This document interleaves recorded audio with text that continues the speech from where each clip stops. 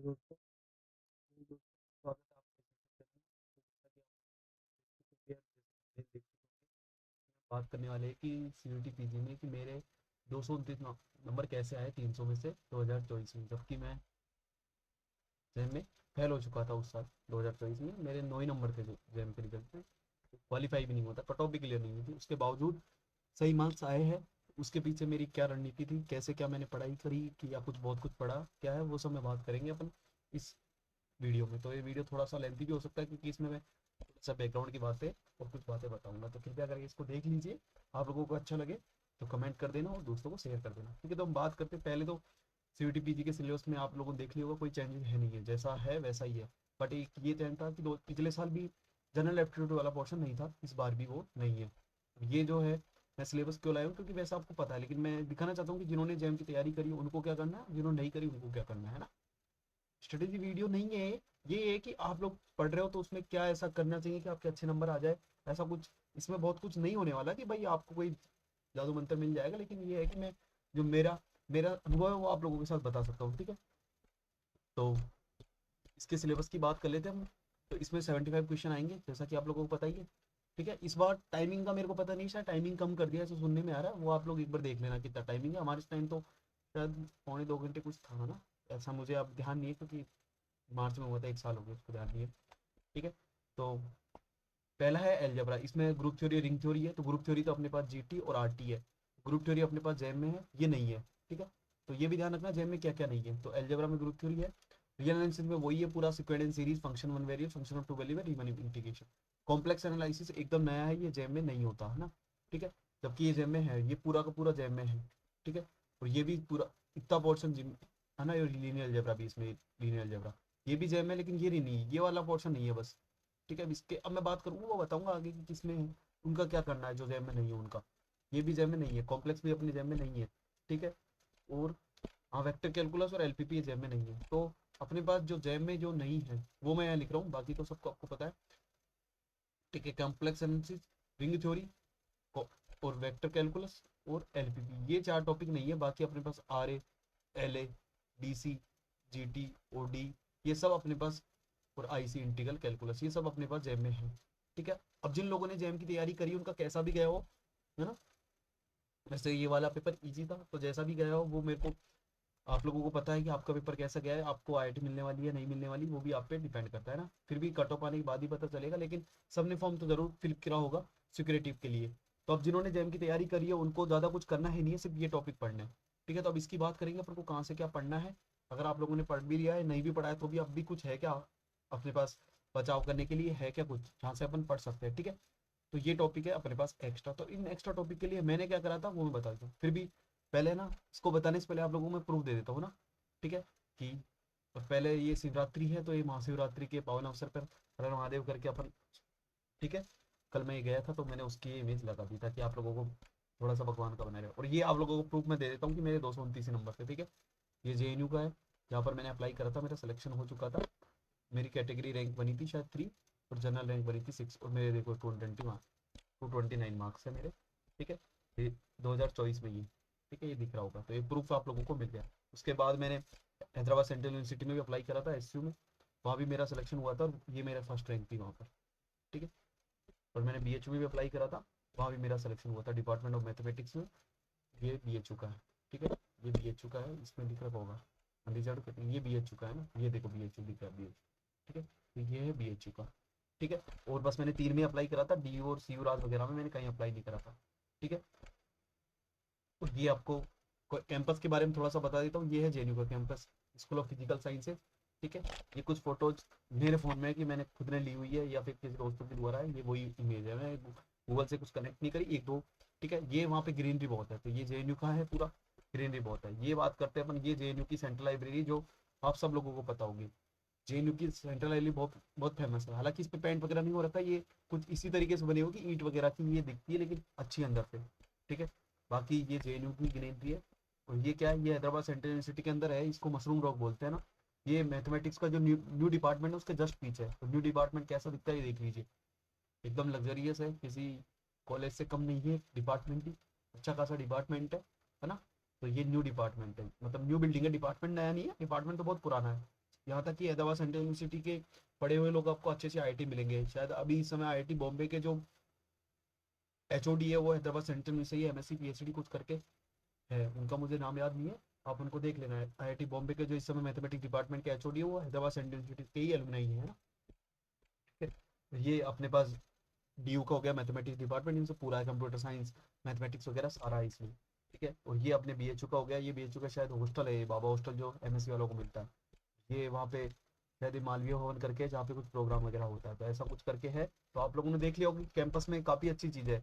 अब जिनका जैम नहीं हुआ उनको निराश नहीं होना है, बाकी सेंट्रल यूनिवर्सिटीज़ वगैरह बहुत अच्छी अच्छी है, उनमें हो जाएगा। अब बात करते हैं कि मेरे 229 नंबर कैसे आए, मैंने क्या पढ़ा।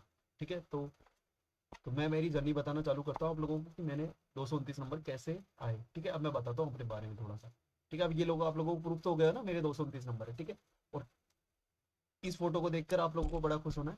ठीक है, काफ़ी ग्रीनरी बहुत अच्छी मिलेगी, चाहे जेएनयू की हो चाहे एसयू की हो, दोनों की तो मैं गारंटी करता हूँ। इन दोनों में बीएचयू में भी, हाँ ग्रीनरी तो बीएचयू में भी अच्छी है। ठीक है, जेएनयू और एसयू में खुद पर्सनली गया हुआ हूँ, उसके बारे में आपको कभी बताऊंगा। ठीक है, बाकी बीएचयू में गया नहीं, मेरे दोस्त गए थे तो वो भी बताते थे हाँ भाई। और मेरा एक दोस्त है जो बहुत बेस्ट फ्रेंड है स्कूल टाइम से, वो बीएचयू से बीएससी करा हुआ है, तो उससे मैं बहुत बात करता था, तो वो है। ठीक है, उसका मैंने इसमें भी बताऊंगा आपको। ठीक है, तो सबसे पहले हुआ क्या था कि हम जेम का पेपर दे दिए थे, बहुत अच्छे से तैयारी करे थे। ठीक है, बहुत सागर सूर्य सर से पढ़े थे, अच्छा खासा पढ़े थे। ठीक है, लेकिन पेपर वाले दिन पता नहीं डर सा था, घर से निकले थे तब से ही डर था। अवर था, ऐसा हो रहा था कि बस में गए तो एडमिट कार्ड गिर गया, कुछ पैसे लेके गए थे वो भी गिर गए, इतनी जल्दबाजी थी पता नहीं। बस वाले भी बोले भाई तेरे को इतनी काहे की जल्दी है, पर पता नहीं अजीब सा, मतलब अजीब सा डर का सा माहौल था, ऐसे ही घर से निकल रहे थे तब से ही। तो वो मेरा पेपर में भी इम्पैक्ट करा। ठीक है, तो पेपर जैसे ही ओपन हुआ तो पहला ही क्वेश्चन आप देखना, 2024 का पीवाईक्यू देखना ना, उसमें जो पहला ही एक ऐसा डिफरेंशियल इक्वेशन का क्वेश्चन था, पार्शियल डेरिवेटिव करके उसमें लेबनी रूल लगाना था, तो बहुत बड़ा था वो, देख के मेरा दिमाग खराब हो गया। फिर मैं आगे गया तो शुरू के 5-10 क्वेश्चन ऐसे थे जिनमें से एक में मेरे को लगा नहीं कि ये होगा, तो ऐसा करके जैम में मेरा पूरा टेम्परामेंट बिगड़ गया कि यार अब क्या करेंगे। तो फिर वो मतलब 1 घंटा निकल गया लेकिन 3-4 क्वेश्चन ही हुए, और दिमाग में सब कुछ चलने लग गया कि यार एकदम शांत, मतलब अबड़ थबड़ हो रहा है दिमाग में कि क्या करेंगे, नहीं हुआ तो क्या करेंगे, ऐसे अंट संट बता नहीं सकता, ऐसी भावनाएं आ रही है कि मर्यादाओं में रहते हुए बता रहा हूँ, तो आप लोग समझ गए होंगे, मतलब अंट संट दिमाग में अपने आप ही कुछ चली, अब मतलब अजीब अजीब सी बातें हो रही थी, बता नहीं सकता मैं। फिर 1 घंटा हो गया मेरा दिमाग खराब, फिर मैंने पानी में लेके नहीं गया था, बगल वाले से पानी की बोतल ली, उससे पानी पिया, क्योंकि वो जाने नहीं देते पेपर के बीच में, मना कर दिया था कि जाने नहीं देंगे। अब वो सेंटर टू सेंटर डिपेंड करता है, कई बार जाने देते कई बार नहीं देते, तो हमें तो जाने नहीं दिया था बीच एग्जाम में, तो इसलिए फिर मैंने दोस्त बगल वाले से पानी लिया, उससे पानी पिया, केमिस्ट्री वाला लड़का था कोई। ठीक है, फिर मैं थोड़ा सा कूल हुआ, फिर मैं गया एमएसक्यू से एमएसक्यू, ऐसे कर करके मेरा पूरा पेपर बिगड़ गया, और उसमें मेरे सिर्फ 9 नंबर आए थे 100 में से, और मैं डिस्qualify हो गया था, मतलब पेपर ही क्वालिफाई नहीं हुआ था। और मेरे को ये उसी दिन पता लग गया था कि मेरा पेपर ही क्वालिफाई नहीं होगा, रैंक तो दूर की बात है क्वालिफाई नहीं होगा।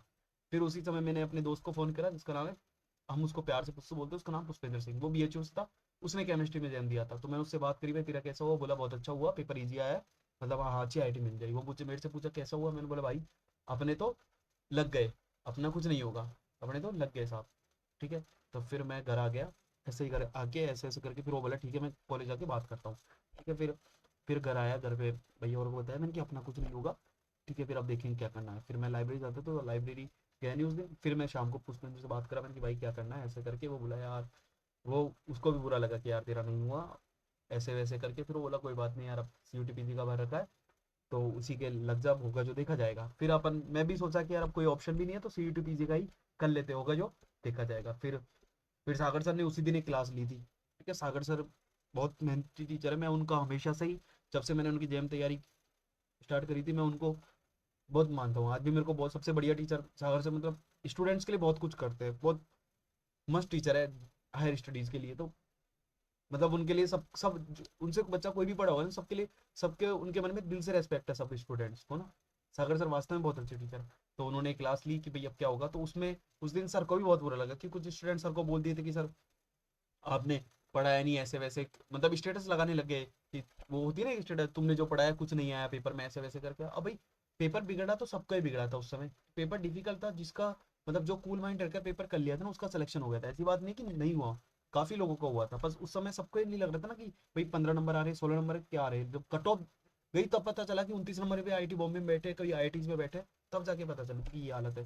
ठीक है, तो फिर सर ने फिर क्लास ली, चलो कोई बात नहीं, सर को भी बुरा लगा। फिर सर ने फिर नेक्स्ट डे फिर एक क्लास ली थी कि सीयूटी पीजी के लिए कैसे क्या करेंगे। फिर सर बोले कि फिर अनअकैडमी के सब्सिक्वेंट में भी उस समय तो मेरा शायद थोड़ा बहुत बचा हुआ था, तो सर ने शायद फ्री क्लासेस ली थी कुछ कुछ। फिर अनअकैडमी में सर ने एक्स्ट्रा टॉपिक थे जो पढ़ाना चालू कर दिए थे। फिर हमने भी सर के कुछ पुराने ढूंढे।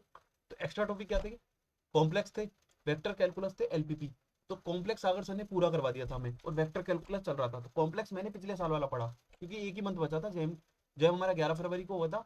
उस 23 फरवरी को, हाँ उस समय मेरे सेमेस्टर एग्जाम भी चल रहे थे कॉलेज के। 6 सेमेस्टर के एग्जाम थे, वो 15 फेब को खत्म हुए थे मेरे। तो उस तक तो मैंने कुछ नहीं देखा, फिर वो सेमेस्टर एग्जाम में लग गया था।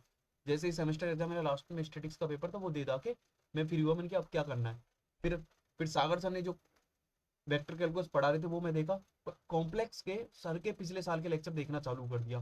ठीक है, तो सर ने वेक्टर कैलकुलस कॉम्प्लेक्स ही पढ़ाया था, एलपीपी सर ने उस समय नहीं पढ़ाई थी। और रिंग थ्योरी भी सर शायद पढ़ा रहे थे, और रिंग थ्योरी मुझे समझ में आई नहीं थी। तो मैंने रिंग थ्योरी में सिर्फ शुरू की 3-4 क्लासें देखी बेसिक, जो फील्ड इंटीग्रल डोमेन है उनकी डेफिनेशन लिख ली, नोट्स खत्म कर दिए। कॉम्प्लेक्स के भी नोट्स खत्म कर पूरा के रख लिए। वेक्टर कैलकुलस भी सर ने जो पढ़ाया पूरा पढ़ लिया। एलपीपी सर ने एग्जाम से एक दिन पहले ही पढ़ाई थी, वही पढ़ी थी। फिर अब ऐसे ऐसे करके क्लासेस तो 2 की स्पीड पे देख लिया। प्रैक्टिस के लिए करे क्या भाई दिमाग में।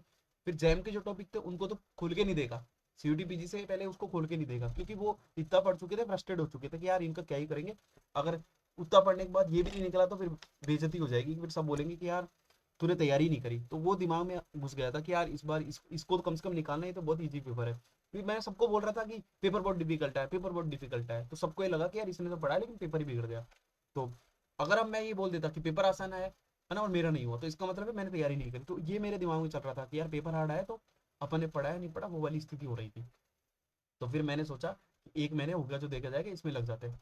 तो जो कॉम्प्लेक्स था उसकी क्लासें ले ली थी, और वेक्टर कैलकुलस उसकी क्लास ले ली थी, उसके नोट्स बना लिए थे ना, एक ही कॉपी में बना लिए थे सारे। और एलपीपी क्योंकि सीयूटी पीजी में ज्यादा सर ने भी हमको ज्यादा नहीं कराया। सर बोले कि कट टू कट चीजें पढ़ेंगे, लेकिन जो पढ़ाएंगे मस्त पढ़ाएंगे। और सर ने वास्तव में कट टू कट चीजें पढ़ाई, और जो पढ़ाया वही आया, है ना, क्योंकि ये पेपर ही ऐसा होता है इसमें। तो फिर अब फिर बात आई थी, अब क्लासें ले ली तो प्रैक्टिस भी कहीं से करनी होगी। तो प्रैक्टिस के लिए सर ने बोला था ज्यादा कुछ लोड मत लो तुम, जो एक्स्ट्रा टॉपिक है उसके लिए सीयूटी पीजी का कर लो। तो मैंने भी वही करा। सीयूटी पीजी के कुछ सीट करके पेपर थे, और कुछ सीयूटी पीजी के थे। तो वो कर लिए मैंने, प्रिंट निकलवाए। मेरे सामने प्रिंटर वाले भैया थे, वो बड़े सस्ते में निकाल देते थे प्रिंट। तो मैं पीडीएफ प्रीफर नहीं करता था, मैं प्रिंट प्रीफर करता हूँ, और आज भी प्रिंट ही प्रीफर करता हूँ मैं, हार्ड कॉपी। ठीक है, तो मैं वो प्रिंट करवाया, और बाइंडिंग वाइंडिंग करवा के अपने पास रख लिए। अब उनके सॉल्यूशन मिल नहीं रहे थे, तो मैं जैसे जैसे टॉपिक पढ़ा था वैसे वैसे साथ में सॉल्यूशन करते जाता, उसी में आंसर की टिक करते देता। और वेक्टर कैलकुलस भी मैंने कर लिए दोनों। अब अब कुछ थोड़े बहुत, अब वो सीट ज्यादा भी बनी थी, 5-7 ही थे, वो हो गए। अब भी कुछ करना पड़ेगा, क्योंकि लग नहीं रहा था ना कि होगा, क्योंकि समझ में नहीं आ रहा था, दिमाग में तो गड़बड़ी चल रही थी। फिर मैंने क्या करा, ड्यू के भी प्रिंट करवा लिए थे। फिर ड्यू के भी मैंने एक बुक पढ़ी थी, मेरे को टेलीग्राम पे मिल गई थी वो पीडीएफ, पीवाईक्यूज की। उसमें 2019 तक कुछ थे, फिर मैंने वो निकालवा ली। उसमें कुछ क्वेश्चन समझ में आए, कुछ नहीं आए। तो मैंने उनमें से वही टॉपिक देखे जो सीयूटी पीजी में एक्स्ट्रा है, जैम में नहीं थे। जैम वाला तो अपना चल रहा था, वो पढ़ा था, उसको तो उठा के नहीं देगा। उसको तो एग्जाम से एक दिन पहले वापस रिवाइज करें नोट्स वोट्स, वो बता दूंगा वो कैसे करे थे मैंने। आप लोगों को क्या करना वो बताऊंगा। ठीक है, पहले मैं अपने बारे में बता दूँ मैंने क्या करा है। तो अगर आप लोगों की बहुत तैयारी है, तो आप जो मैंने करा है ना वो कर लोगे ना। तो अगर जैम का बहुत अच्छे से पढ़ा है, तो जो एक्स्ट्रा टॉपिक अगर उन पे ठीक ठाक मेहनत कर लें तो हो जाएगा, अच्छे खासे नंबर आ जाएंगे। 200 प्लस आपके आराम से आ जाएंगे, मैं गारंटी देता हूँ। जिस तरीके का पेपर आता है ना उसमें आराम से ला सकते हैं ना। ठीक है, फिर बात करते हैं। फिर अब उसकी प्रैक्टिस कहाँ से करी थी। प्रैक्टिस के लिए फिर वो पीवाईक्यू अब सारे तो समझ में आ नहीं रहे थे, क्योंकि नया नया टॉपिक था। फिर उसके लिए फिर एक यूट्यूब पे पीवाईक्यू सर्च करे, तो वहाँ मेरे को बीएचयू अलुमनाई करके, कृष्णम अकेडमी अभी शायद उसका नाम वो है, तो बीएचयू अलुमनाई करके हरे कृष्णा सर थे उनका। वो सर भी बहुत अच्छे, मैंने उनको बाद में बात करी थी सीटी पीछे होने के बाद, तो वो भी बहुत अच्छे सर है, आज भी मेरी उनसे बात होती रहती है। तो बहुत बढ़िया सर है। मतलब कुछ टीचर होते हैं ना कि वास्तव में अच्छा है। तो वैसे सागर सर हुए, ये 2-4 टीचर जिनके कॉन्टेक्ट में था, तो अच्छे टीचर है। ठीक है, तो इन सर के मैंने उनके वो उनकी स्प्रिंट करके, पता नहीं उनका कुछ एक लेक्चर का टाइटल मुझे याद नहीं आ रहा, वैसे कुछ करके था। तो उसमें वो फटाफट क्वेश्चन करवाते थे, कंसेप्ट बताते थे, और ये बताते कैसे फटाफट सॉल्व करना है। तो वो मैं, जो मेरे क्वेश्चन नहीं हो वो देख लेता, तो बस मैं समझ गया था कि सर कैसे करते हैं। फिर वैसे ही मैं प्रैक्टिस करने लगा। एक एक्सपोनेंशियल मैथमेटिक्स पे कुछ भाई सबके पास सारे नहीं मिल रहे थे, तो सर्च कर रहे थे, तो 2-4 चैनल मेरे को जो मिले मैंने उनके नाम लिख दिए। अब भी और बन गए हो। फिर अब बुक्स पढ़ी थी प्रैक्टिस के लिए। फिर कई लोग टेलीग्राम पे भेज रहे थे कि ये बुक्स, तो मैंने ये नहीं करी, क्योंकि भाई इतनी मोटी बुक थी, होगी भी नहीं, इतना टाइम भी नहीं था। तो सीयूटी पीजी की बुक आप लोग करना चाहो, टाइम है कर लिए, तो ये इसकी पीडीएफ मिल जाएगी, इधर उधर ढूंढ लेना, समझ गए होंगे आप लोग। ठीक है, और एक आईएफएस की पीवाई की बुक है, इसकी भी अब मिल जाएगी। अब तो उस टाइम तो नहीं मिली थी, फिर बाद में हमें मिली थी। पर इस बुक की मैं बता देता हूँ, चाहे आईएफएस वाले को पास ये वीडियो पहुंचे तो भी अच्छी बात है। इनके कंटेंट में है ना, टाइपिंग एरर बहुत है। आईएफएस की पीवाई की बुक आप लोग ले भी लोगे ना, तो उसमें बहुत टाइपिंग एरर मिलेंगे आपको ना, टाइपिंग एरर बहुत सारे हैं उसमें आंसर, क्योंकि जो मैंने पीवाईक्यू के प्रिंट करवाए थे ना, आईएफएस के करवाए थे, क्योंकि सब जगह क्या बाईलिंगुअल थे और बहुत सारे पेज हो रहे थे, लेकिन आईएफएस वालों ने अपने ऐप में दे रखे थे सिर्फ इंग्लिश इंग्लिश में पीवाईक्यू, तो वो मैथमेटिक्स पोर्शन के, क्योंकि जनरल एप्टीट्यूड भी आ जाता, बहुत सारा हो जाता। तो आईएफएस वालों का ही प्रिंट करवाया था मैंने, तो उसमें मेरे को पता चला बहुत एरर है, फिर मैंने ऑफिशियल पेपर से भी मैच करने में उससे टाइम वेस्ट हो गया मेरा। ठीक है, अब प्रैक्टिस लेक्चर आप, अब आप देखो आपकी बात आती है, ये तो गई मेरी बात, फिर मैंने फाइनल पेपर दे दिया और मेरा अच्छा खासा नंबर आ गया। अब आप लोगों को क्या करना है, तो आप लोगों को जो एक्स्ट्रा टॉपिक है जिस भी टीचर से पढ़ रहे हो, ठीक है, अब मेरे सजेशन देख लो। अब मैं आप लोगों को, इससे जान गए ना आप लोग, ठीक है, तो अब मैं आप लोगों को अपने बारे में बता देता हूँ कि आप लोगों को क्या करना है। जो भी एक्स्ट्रा टॉपिक है ना, वो जैम के अलावा, अगर जैम की तैयारी करिए तो जैम में पढ़ रखा होगा, जैम की तैयारी नहीं करी तो कुछ तो पढ़ाई होगा सीयूटी पीजी के लिए। अब तो समय है नहीं कि आप पूरा पढ़ लो, अगर जैम की तैयारी भी नहीं करी, सीयूटी पीजी की भी नहीं करी, तो फिर तो क्या ही बताए अपन। आपको एडमिशन भी लेना है तो कम से कम जो इजी इजी टॉपिक है, जैसे मोस्ट इंपोर्टेंट है, रियल है, लीनियर, इनके वन शॉट कहीं मिल जाए तो उसका देख दाख के थोड़े बहुत क्वेश्चन प्रैक्टिस करके भी आप लोग कर सकते हो कि इतने नंबर ला सकते हो कि हाँ भाई कोई ना कोई कॉलेज मिल जाए। फिर ये मत कहना कि भाई मुझे डीयू चाहिए, जेएनयू चाहिए, बीएचयू चाहिए, वो फिर पॉसिबल नहीं हो पाएगा क्योंकि आपने कुछ नहीं पढ़ा। लेकिन मैं उनकी बता रहा हूँ कि जिन्होंने थोड़ी बहुत तैयारी कर ली, उनके मन में अभी भी डाउट है कि अपन को क्या क्या करना है।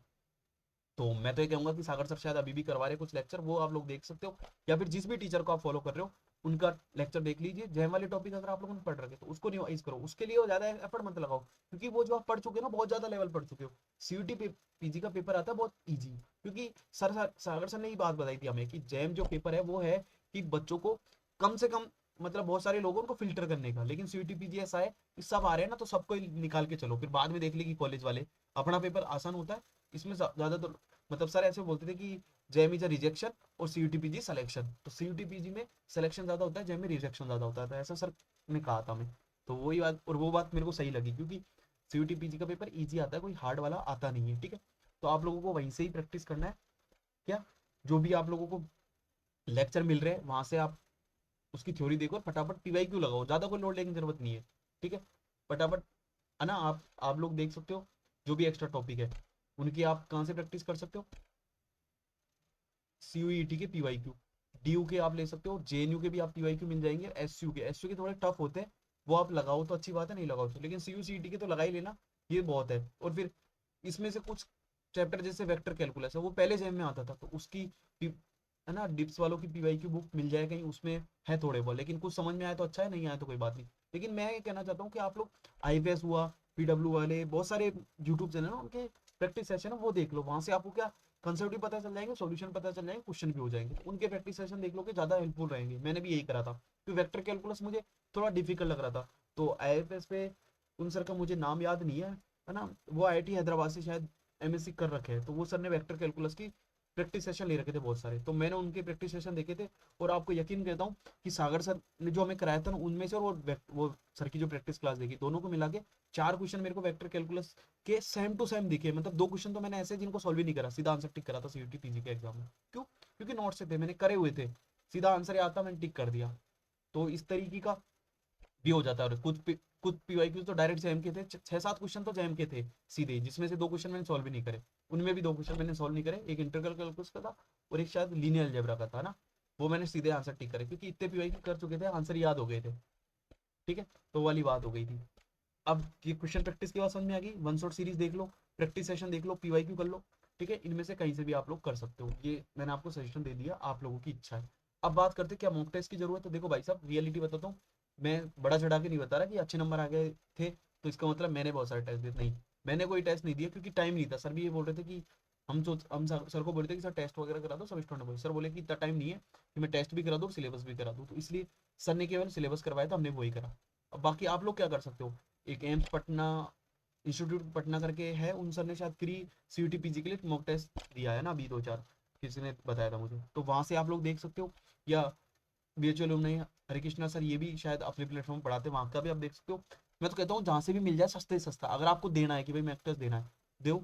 अगर नहीं देना तो कोई भी तब भी कोई बात नहीं है, नहीं दे सकते ना तब भी कोई बात नहीं, आप लास्ट में आईएफएस वाले शायद 1 रुपए में देते हैं 1-2 दिन पहले एग्जाम से, भाई इस पेपर के लिए मॉक टेस्ट की ज्यादा रिक्वायरमेंट नहीं है। इस पेपर के लिए आपको ज्यादा ज्यादा कंटेंट पढ़ने की जरूरत है, उसको रिकॉल करने की जरूरत है, क्योंकि ये पेपर है मेमोरी बेस्ड, मतलब कुछ रिजल्ट बेस आएंगे, कुछ डायरेक्ट फॉर्मूला बेस आएंगे, कुछ एक दो क्वेश्चन होंगे इधर उधर। अब मैं ये नहीं कह रहा कि मैं 75 क्वेश्चन करके आया था, मैं वो भी बताऊंगा मैंने कितने करे थे और कितने सही हुए थे। ठीक है, तो आपको मॉक टेस्ट की रिक्वायरमेंट बहुत कम है, लेकिन फिर भी अगर आपको नहीं मिल रहे तो कोई भी एक पीवाईक्यू उठा लेना, मान लो 2024 वाले उठा लिया, उसको आप अपने लैपटॉप में या मोबाइल की स्क्रीन में खोल लेना, और जितना इस समय टाइम है अभी है ना, इस समय जितना उन लोगों ने टाइम कर दिया कि 90 मिनट या जितना भी कर दिया, उतना टाइम में लगा के एक बार गो थ्रू हो लो उस पेपर को पूरा, तो आपको ये पता चल जाएगा कि मुझे कैसे क्या सॉल्व करना है। तो एक मॉक टेस्ट का आप ऐसे ही पीवाईक्यू का एज मॉक टेस्ट दे सकते हो, वो आप लोगों के लिए हेल्पफुल रहेगा, है ना। ठीक है, पर लेकिन ये है कि जब पूरा यहाँ पे सिलेबस कुछ मत छोड़ना, रिंग थ्योरी में आप लोग छोड़ सकते हो अगर समझ में नहीं आ रहा, एलपीवी बिल्कुल मत छोड़ना, कॉम्प्लेक्स एनालिसिस बिल्कुल मत छोड़ना, वेक्टर कैलकुलस में कुछ चीजें आपको समझ में नहीं आया तो छोड़ देना, बाकी वहाँ पे कुछ डायरेक्ट रिजल्ट आते हैं। अब वहाँ पे स्ट्रोक थ्योरम वगैरह, वो थ्योरम थोड़ी डिफिकल्ट हो जाती है, वो शायद आप लोगों से सॉल्व मुझसे भी नहीं होते थे, है ना, वो शायद हमें समस्या देते हैं, तो वहां तक नहीं पहुंचे तो कम से कम उससे पहले लाइन इंटीग्रल वगैरह वो इजीली हो जाते हैं। वेक्टर कैलकुलस का लाइन इंटीग्रल और कॉम्प्लेक्स एनालिसिस का लाइन इंटीग्रल वो थोड़ा सिमिलर सा है, क्योंकि उसमें पाथ लेना होता है, तो वो हेल्प करेंगे। कॉम्प्लेक्स एनालिसिस तो बहुत आसान है, समझ लिए ना तो कुछ नहीं है, एक फॉर्मूला कोची इंटीग्रल फॉर्मूला आता है उसमें ना, वो बस वो सोल्व करना है, और उसमें है ना कोची रीमान सीआर इक्वेशंस वाले, और बस और मैक्सिमम मॉड्यूलस थ्योरम तक, वहां तक के कुछ रिजल्ट तक है, वहां तक है, इसके बाद भी नहीं है वो ना। और उसमें उसका सिलेबस जितना याद है, बाकी यहाँ देख लेना आप कितना सिलेबस क्या है। तो पढ़ने के लिए तो यही है, मॉक टेस्ट की बात होगी। अब मेरी तरफ से सजेशन सुन लीजिए, देखो भाई साहब पढ़ लो, यही समय है। ठीक है, अगर जैम में नहीं हुआ ना तो भी कोई बात नहीं, हो गया तो भी बैकअप के लिए दे सकते हो, जिनका जैम में हो गया उनके लिए तो बहुत बहुत बधाई है आप सबको। अच्छा है, आप लोग तैयारी कीजिए, अच्छे अच्छे आईआईटीज में जा रहे हैं, लेकिन अब मैं बात बता देता हूँ कि आप लोगों को सीयूटीपीसी क्यों देना चाहिए।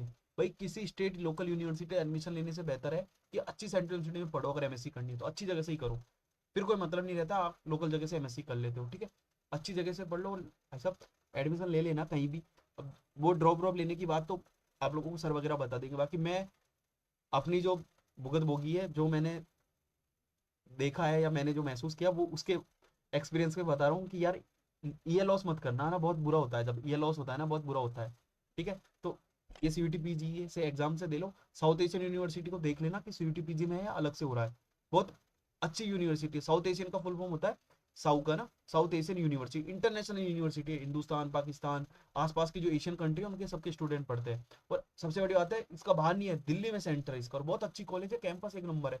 हैदराबाद सेंट्रल यूनिवर्सिटी का आपको ये दिखाया था, लो हैदराबाद सेंट्रल यूनिवर्सिटी का डिपार्टमेंट देखोगे ना आप, बोलोगे वास्तव में हाँ वहाँ का करिकुलम बहुत टफ है, उसके बाद में बात करूंगा मैं कि मेरा क्या एक्सपीरियंस था, मेरे दोस्तों का क्या है वहाँ में। आप लोग अगर बोलोगे ना कि हर कॉलेज के रिव्यू बता दो करंट के क्या है, तो वो भी मैं प्रोवाइड करवाने की कोशिश कर दूंगा अगर आप लोग बोलोगे तो ना। ठीक है, क्योंकि मैं खुद कुछ कॉलेज में जाके आया हूँ, और कुछ मेरे दोस्त अभी भी पढ़ रहे हैं वहाँ, तो मैं वहाँ से आप लोगों का रिव्यू दे दूंगा। ठीक है, तो जेएनयू जेएनयू का तो मैं खुद अपना पर्सनल एक्सपीरियंस बता दूंगा, एसयू का पर्सनल एक्सपीरियंस है तो वो बता दूंगा मैं दोनों का। बाकी साउथ एशियन यूनिवर्सिटी में मेरा कोई जानकार है नहीं है, ड्यू में मेरा जानकार है, बीएचयू में मेरा जानकार है, तो ये सब कॉलेज बहुत अच्छी कॉलेज है ना। सबसे बड़ी बात है जेएनयू, जेएनयू की फीस है, एडमिशन फीस मात्र 268 रुपए, भाई साहब 268 रुपए की डेरी मिल्क दे देते हो आप गर्लफ्रेंड बॉयफ्रेंड को ना। ठीक है, तो 268 रुपए में आपको एडमिशन मिल रहा है, इतना तो ट्रेन बस का किराया, बस के किराए सस्ते में आपको कॉलेज में एडमिशन हो रहा है, और क्या चाहिए। बस हॉस्टल वोस्टल के चार्ज अलग होते हैं, स्पेलिंग गलत हो गई। ठीक है, हॉस्टल हॉस्टल के चार्ज अलग होते हैं, वो थोड़े बहुत मेरे को याद नहीं है कितने क्या होते हैं, 3800 कुछ रुपए होते हैं। और सबसे बड़ी बात है, सबसे सस्ती और सबसे टॉप यूनिवर्सिटी है ना, एनआईएफ रैंकिंग में बहुत अच्छा नाम है जेएनयू का। ठीक है, तो बात यही है कि आप लोगों को कुछ नहीं करना। अब इस वीडियो का पूरा कंक्लूजन मैं यही कर देता हूँ कि ज्यादा लंबा नहीं खींचते हो, मैं कंक्लूजन यही कर देता हूँ कि आप लोगों को जो अपना जो पढ़ रखा है ना मटेरियल, उसको रिवाइज करिए, और लास्ट में आप लोग शॉर्ट नोट्स वगैरह वगैरह बना सकते हो। ठीक है, लास्ट में आप लोग शॉर्ट नोट्स वगैरह बना सकते हो जो आप लोग बनाना चाहते हो। बाकी कंक्लूजन यही है वीडियो का, जिस भी टीचर से पढ़ रहे हो ध्यान से मन लगाकर पढ़ लो, कम टाइम है। ठीक है, एग्जाम आने वाला है। ठीक है, तो 2025 का यही है कि जो एक्स्ट्रा टॉपिक है उनको पढ़ लो, छोड़ना कुछ नहीं है, कम से कम इतना तो पढ़ लो। अब एलपीपी छोड़ के जा रहे थे हम, सर ने एक दिन पहले कराई थी, है ना, सागर सर ने हमें एग्जाम से एक दिन पहले कराई थी, वो वीडियो लेक्चर देखा, आधा हुआ, आधा सुबह उठ के देखा एग्जाम में जाने से पहले, सिर्फ लेक्चर देखा, उसका लिखा भी नहीं, उसमें जो कंडीशन थी कि कौन सा रिक्वायर्ड रीजन है उसको क्या बोलते हैं वो तो मैं भूल भी गया, ऐसे रीजन वीजन बोल बाल के उनको पढ़ गए, उनसे मतलब 7-8 क्वेश्चन आए थे, सारे नहीं हुए थे, लेकिन 4 क्वेश्चन आए थे, 3 हो गए थे, एक नहीं हुआ था वो गलत हो गया था। ठीक है, तो अब कुछ सोचो ना, आप 4 दिया 12, एक गलत, तो 11 नंबर आ गए आधा घंटे पढ़ने से लोग, 11 नंबर का मतलब है कि आपका कम से कम अगर जेएनयू में नहीं हो रहा होगा तो हो जाएगा, ड्यू में नहीं हो रहा होगा तो हो जाएगा। तो 11 नंबर बहुत ना इम्पैक्ट डालता है, समझ रहे हो ना।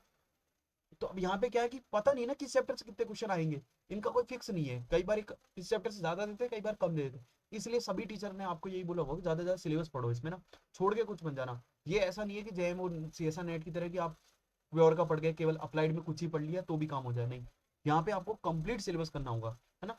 कंप्लीट अब वो फिर आप पे थोड़ा सा एक दो टॉपिक में आपने ऑप्शनल है, ठीक है। रियल एनालिसिस में टोपोलॉजी वगैरह पढ़ने की जरूरत नहीं, काउंटेबिलिटी अनकाउंटेबिलिटी मैंने भी नहीं पढ़ी थी। जितना भाई जो जैम के कॉमन टॉपिक है उनमें कुछ ज्यादा आपको करने की जरूरत नहीं है। अगर अच्छे से तैयारी करी तो वो प्रैक्टिस करो। प्रैक्टिस के लिए यही है कि वन शॉट सीरीज देख लो, प्रैक्टिस सेशन देख लो, पीवाईक्यूज लगा लो। सब टेलीग्राम पे अवेलेबल है, अगर आप ढूंढो तो ढूंढने सब कुछ मिलता है। आज के टाइम पे फ्री में सब कुछ है, बस करने वालों की कमी है। और बस यही मोटिवेशन ये बना रहे आपका, इसलिए मैंने, ठीक है। क्योंकि क्योंकि जैम नहीं होता है ना तो मोटिवेशन नहीं आता, मेरे को भी पता है ना। क्योंकि मेरे मैं खुद इस चीज़ को महसूस कर रहा हूँ, इसलिए आप लोगों को ये वीडियो मेरा बनाने का कोई खास मोटो है नहीं है। क्योंकि बस ये है कि मैं तो कुछ और कर रहा था आजकल, लेकिन फिर मैंने देखा कि यार सीयूटीपीजी में मुझे दो चार स्टूडेंट, मतलब दो चार जूनियर्स ने कॉल वगैरह कर दिए थे व्हाट्सअप पे या टेलीग्राम पे। बोले कि भैया हमने सुना है आपके 229 नंबर आए थे, पता नहीं कहाँ से लग गया था वो, काउंसलिंग वाले चैनल में किसी ने मेरे से पूछा था कि, तो मैंने वहाँ कुछ रिप्लाई दे रखा था किसी को, तो वो देखकर मेरे को दो चार पर्सनल मैसेज आए कि आपके कैसे नंबर आए, आपने क्या करा बता दो। अब सबको पर्सनलाइज बताना तो पॉसिबल है नहीं है, तो इसलिए मैंने वीडियो बना लिया कि कोई देखेगा तो उसकी हेल्प हो जाएगी, और कुछ नहीं है बस खास। ठीक है, यही है कि, और प्रूफ भी मैंने दे दिया कि कहीं झूठ तो नहीं बोल रहा कि बंदा यूट्यूब यूट्यूब में बनाने के चक्कर में झूठ बोल देना, ये ऐसा कुछ नहीं है। ठीक है, मोटिवेशन यही है कि देखो अच्छी कॉलेज में पढ़ोगे, अच्छे आपके ग्रुप बनेंगे। अब कॉलेज का रिव्यू बात, वो बात की बात है कि कौन से कॉलेज में एडमिशन होगा और किस में अपन को लेना है। देखो मेरे साथ तो ये था कि मेरा सब में हो रहा था, मुझे किस में लेना वो बात थी। तो मेरे मेरा दोस्त यही बात कहता था ना, जो पुष्पेंद्र, वो अभी आईआईटी दिल्ली से केमिस्ट्री कर रहा है, वो हमेशा यही बात कहता है कि बोले कई बार अपना पेपर ऐसा जाना चाहिए कि अपन जो चाहे ना वो मिले। ये नहीं है कि अपन को क्या मिल रहा है, अपन इस काबिल हो जाए कि हम जिस पे उंगली रखे ना वो अपन को मिले, चाहे वो कोई सा भी एग्जाम हो। तो वो ये बात सही कहता था कि भाई साहब काम ऐसा करना है कि जिस पे उंगली रख जाए ना वो मिल जाए, फिर वो अपन को चॉइस करना है ना। कोई अपन को चूज करे इससे बेहतर है अपन उसको चूज करेंगे, भाई तू बता कैसा है। तो वैसा ही यूनिट आप इस तरीके से मेहनत कर लो कि आप चूज करो कि मैं जेएनयू में जाऊंगा, बीएचयू में जाऊंगा, एसयू में जाऊंगा, या सेंट्रल यूनिवर्सिटी राजस्थान में एमएससी बीएड करूंगा। आप पे चॉइस है। कुछ स्टूडेंट थे जिनके 200 प्लस नंबर थे और सयुराज में एमएससी बीएड करे, क्योंकि वो करनी थी।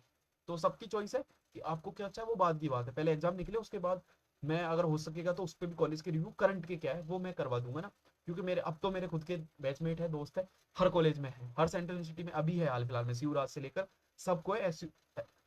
साउथ एशियन यूनिवर्सिटी को छोड़कर सब सेंट्रल यूनिवर्सिटी मेरे दोस्त है। मैं वहां से उनका कॉन्टेक्ट करके सबका पर्सनलाइज रिव्यू आपको अवेलेबल करवा दूंगा, अगर एग्जाम के बाद पॉसिबल हुआ तो। मैं गारंटी नहीं दे रहा, लेकिन ये देख लो ऐसा कैंपस लाइफ बढ़िया, मतलब हैदराबाद सेंट्रल यूनिवर्सिटी की बहुत सारी यादें मैं आपको वो बता सकता हूँ, बहुत बढ़िया। मतलब हर कैंपस में ग्रीनरी है।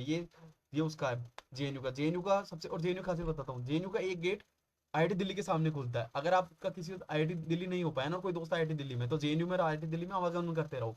कम से कम पढ़ नहीं पाए तो जा तो आ सकते हो ना। ये तो है कोई फेस्ट में एंट्री वेंट्री कैसे भी करके मिल जाए, तो वो बड़ी बात भी है इसमें ना। तो जेएनयू और आईआईटी दिल्ली आमने सामने, ये मशरूम रोड से बहुत बढ़िया ग्रीनरी है।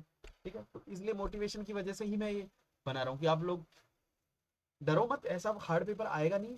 ठीक है, तो पढ़ो, बस जो पढ़ लिया उसको रिवीजन करो मस्त, और शॉर्ट नोट्स बन सके तो बना लो, नहीं बन रहे तो इसमें कोई खास बात नहीं। लेकिन जैम वाले टॉपिक के तो बना ही रखे होंगे ना, बस टेस्ट वेस्ट का ज्यादा लोड लेने की जरूरत नहीं है। एक्स्ट्रा टॉपिक है जो टीचर लोग करा रहे हैं ना, इसमें उतना कर लिया ना तो भी बहुत है।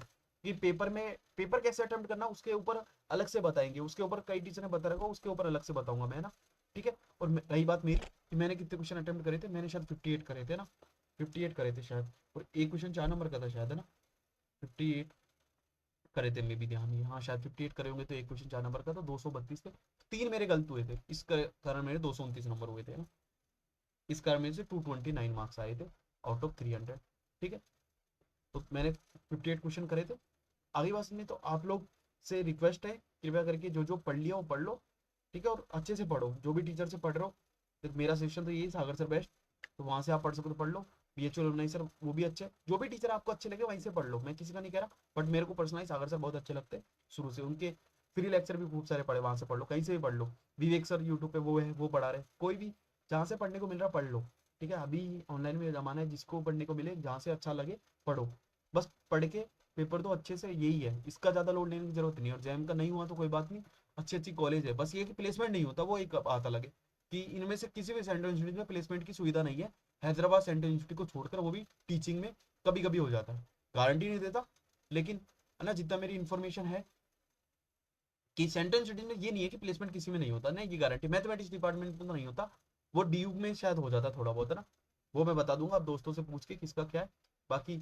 ठीक है, तो थैंक यू वेरी मच, फिर मिलते हैं अपन नेक्स्ट क्लास में। ठीक है, मतलब नेक्स्ट सेशन अगर कभी लूंगा तो मैं इसके ऊपर, अभी मैं पॉसिबल नहीं है इसके ऊपर, अगर होगा तो, अगर आप लोगों को और जरूरत होगी तो मैं बता देना। ठीक है, और आप लोगों को और कुछ पूछना है तो फिर मुझे पर्सनल कर लेना, बाकी मैंने इसमें ज़्यादा ज़्यादा चीज़ें क्लियर करने की कोशिश करी, क्या करना है तो समझ गए होंगे आप लोग। ठीक है, बेस्ट ऑफ लक, अच्छे से पढ़िए और पेपर दे देना। ठीक है, उसके बाद अगर आपको ये भी ज़रूरत है कि पेपर कैसे अटेम्प्ट करा मैंने और कैसे सब नहीं करा, मतलब मेरा एक दोस्त है जिसके अभी वो आईआईटी दिल्ली से एमएससी मैथमेटिक्स कर रहा है ना, वो मतलब पहले मैं उसको नहीं जानता था, सीयूटी पीजी होने के बाद उससे जान लग गया और आईआईटी दिल्ली गया था, तब मैंने उससे मिला भी था ना। ठीक है, तो वो बहुत अच्छा है, उसके शायद 264 कुछ नंबर थे। ठीक है, तो उसने भी कैसे अटेम्प्ट किया, तो थोड़ी सी बात हुई थी, तो वैसा ही था सिमिलर मेरे जैसा, बस उसने कुछ ज़्यादा क्वेश्चन करे थे, मैंने कुछ क्वेश्चन कम करे थे, बस यही बात थी। और कहते ना सबके अपना अपना है, बट इतने नंबर लिया हो, टॉप नहीं करना पड़ेगा, इतने नंबर लिया हो कि अच्छी से अच्छी कॉलेज मिल जाए। ठीक है, और वो आ जाएंगे, ये पेपर ऐसा नहीं है कि आपके बिल्कुल नंबर नहीं आएंगे, है ना कहीं एडमिशन हो जाएगा। और किसी ने सीयूटी पीजी का नहीं भरा तो ये देख लेना कौन सी कॉलेज ऐसी है जिसमें सीयूटी पीजी के अलावा हो रहा है, शायद साउथ एशियन यूनिवर्सिटी इस बार सीयूटी पीजी में हो भी सकती है, नहीं भी हो सकती, उसका चेक कर लेना एक बार, है ना। ठीक है, फिर मिलते हैं नेक्स्ट वीडियो में। ठीक है, आप लोग बता देना मुझे। ठीक है, थैंक यू।